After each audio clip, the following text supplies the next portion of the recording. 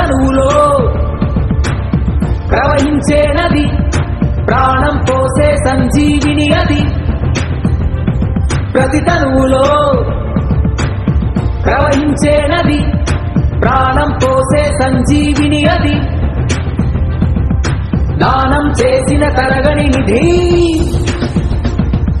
మనిషికి మాత్రమే సాధ్యమైనది.